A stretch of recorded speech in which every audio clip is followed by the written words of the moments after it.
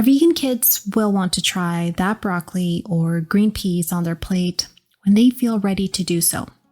As long as they continue to have multiple exposures to this particular plant food, there will come a time where they will feel ready to want to try that plant food.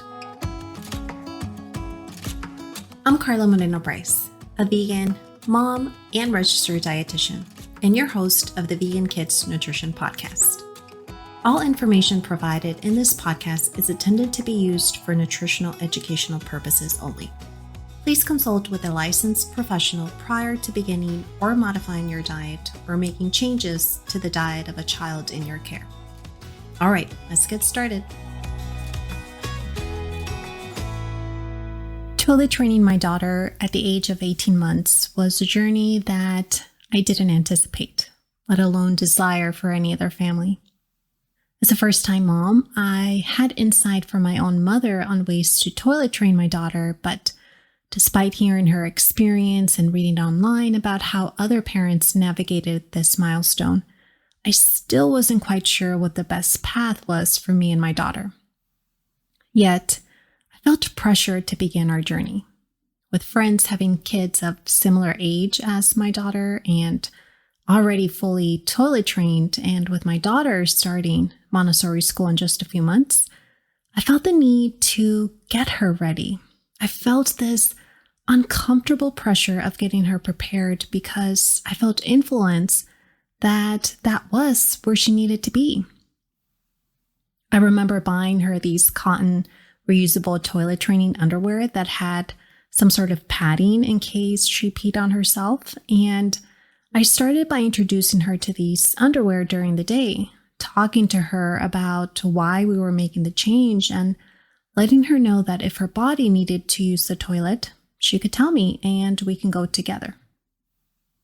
And I feel that she understood what all of that meant. She was starting to get the idea of where she needed to be in order to use the toilet. But the more and more she peed on her underwear, the more anxious I started to get. And the more anxiety she sensed from me, the more she started to pee on her underwear. My own attitude and mood around the fact that she was peeing on herself really impacted her. And just looking back at that time makes me feel a bit emotional and incredibly ashamed, to be honest, because I realized too late that I was making toilet training my agenda. Which, by the way, I don't like the word toilet training, but it's a whole discussion of its own. I just like how I approached this time because I just wanted her to do it on my terms. I wanted her to be ready when she herself was clearly not ready. And I'm sharing this vulnerable and very personal experience with you because it mirrors something similar to when we want our vegan kids to try and eat certain plant foods like vegetables. So in today's episode, I'll be sharing with you the single most important thing you can do to help your kids try plant foods. Whether your vegan child is selective with their food or simply helping your vegan toddler like the foods they once used to like. Oftentimes when I work with vegan parents, I get asked about how to get their vegan child to eat certain plant foods or how to make their children taste and love green vegetables. These are valid desires. I mean, we know how nutrient dense these foods are that can help our vegan kids meet their nutrient needs. And after time and time again seeing our vegan kids not try certain foods, these experiences can lead us to feel frustrated and incredibly overwhelmed at how to feed our vegan kids. And maybe this resonates with you. We naturally try to do everything in our power to just get them to try vegetables or other types of plant foods. I get that feeding our vegan kids is hard work, and it becomes even more of a challenge when they don't want to try or eat something on their plate. Our thoughts and emotions may make us feel anxious not only on what to prepare for a meal so that they eat something, but also during the meal wondering if they'll eat enough. Now, before I share with you what you can do at home to not only help your vegan child try plant foods, but also help you feel more at ease around meal times, I first want to acknowledge how our feelings or actions at the dinner table affect our kids. Children are very sensitive to the underlying messages in our actions despite being unintentional on our part. One of the things that I love about children is their ability to want to do things on their own. From a very young age, they have this innate desire to do things on their own. They want to know how things work, where things go, why things happen a certain way. They're curious creatures. However, at times, we as parents unintentionally prevent them from having this independence, and I say this from personal experience, from not allowing them to joyfully be content to want to experiment on their own.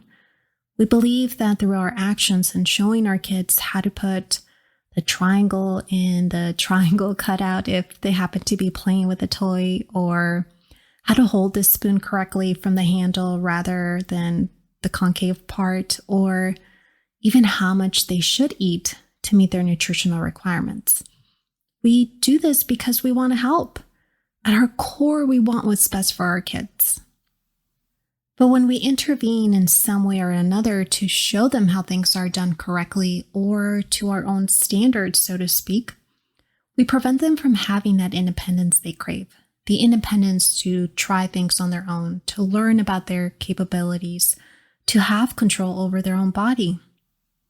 When we intervene, our vegan kids feel like something isn't right here.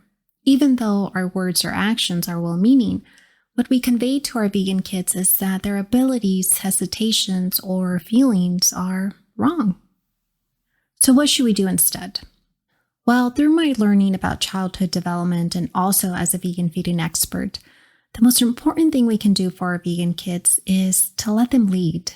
Allow them to lead in how they want to explore with a toy, to lead in however they choose to engage with their meal or feeding utensils, to lead in however much they choose to eat from their plate.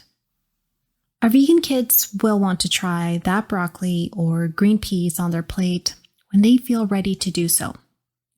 As long as they continue to have multiple exposures to this particular plant food, there will come a time where they will feel ready to want to try that plant food. And believe me, this requires a lot of patience on our end. It's something I too had to learn when my daughter was still learning to like and to want to try lentils, a plant food that took her 2 years to want to try. When I made toilet training my own agenda for my daughter, I didn't allow her to lead. She wasn't ready to move away from diapers just yet, and I certainly didn't allow her the choice to take control of her body. I had to remind myself that my daughter was the one in control of her own body, and that meant that she gets to decide when she's ready. I remember frequently inviting her to the bathroom, especially when we were going to be out of the home. But this frequency and constant reminder led her to show some resistance. And very similarly, resistance is something we see with kids not wanting to try their vegetables. They show resistance by saying no, throwing a tantrum, or even pushing away because either emotionally or verbally we tell them what to do. However, when we step back and allow space for them to take the lead as to when and how much they want to try that plant food, something magical happens. Our vegan kids feel a sense of relief and an opportunity to actually want to try that plant food because they feel trusted from being allowed to lead in their own food choices at the dining table. And the more trusted they feel, the more they'll feel comfortable to want to try that plant food on their own. And the more comfortable they feel, the more ready they are to do so. They feel ready. Many of you may disagree with this approach, and that's okay. At the end of the day, you do what feels right and what's important for your family. But if there's anything that you take away from today's episode is to not do the same mistake that I did, and that is to not trust your child. I didn't trust my daughter to learn or be ready to toilet train on her own, and that has caused incredible mishaps through our time in using the toilet. But once I applied this trust and allowed her to leave when she needed to use the toilet, things sort of fell into place. And using the toilet became so much easier. It's not perfect, but it's easier. And I've applied the same approach in our feeding journey too. Trusting her to try plant foods when she's ready has allowed her to explore and to learn to like a variety of foods. A simple phrase that I said to my daughter when she was hesitant to try lentils, which, by the way, has been the biggest challenge in getting her to try, is you don't have to eat them if you don't want to. I know you'll try them when you're ready. That simple phrase conveyed that I trusted my daughter, that she was safe around these foods, and that she wasn't pressured to do something she wasn't ready to do. It requires a lot from us to navigate picky eating with our vegan kids, but I'm confident that when you show trust and when you lessen expectations at the dining table, your vegan child will feel a sense of comfort and with time will feel ready to try and eat that plant food they were so hesitant to try. All you have to do is let them lead. If you're looking for more insight and guidance on how to support your vegan picky eater, grab my free picky eating guide that walks you through my top 5 strategies that help kids from being hesitant to want to try plant foods, to learning to like them and broaden their food acceptance. You can grab your copy with the link in the show notes. All right, my friends, I hope that today's episode left you feeling hopeful that you can turn things around and help your selective eater try more plant foods. I can't wait to hear how things go for you. I'll see you in the next episode. Bye for now.